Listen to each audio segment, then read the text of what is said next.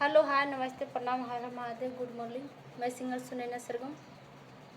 सबसे पहले तो आप लोग का सुनैना सरगम ब्लॉग चैनल में आप लोग का वेलकम है। आप लोग जुड़े रहिए और मेरा यूट्यूब चैनल को सब्सक्राइब कीजिए, लाइक कमेंट शेयर कीजिए। मेरा एक और चैनल है सुनैना सरगम ऑफिशियल, तो आप लोग उस पर भी जाइए, सर्च कीजिए।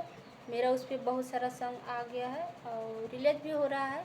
तो यूट्यूब पे जाइए, सर्च कीजिए सुनैना सरगम ऑफिशियल, उस पर बहुत सारा सॉन्ग रिलीज हो गया। आप लोग देखिए, सुनिए, कैसा लगा कमेंट में अपना आशीर्वाद ज़रूर दीजिएगा। और मैं बहुत दिन से बार बार ऐड दे रही थी कि मेरा मूवी आने वाला है, मूवी आने वाला है। तो वो मूवी आ गया है, रिलीज हो गया है यूट्यूब पे, राधे श्याम मगहिया फिल्म।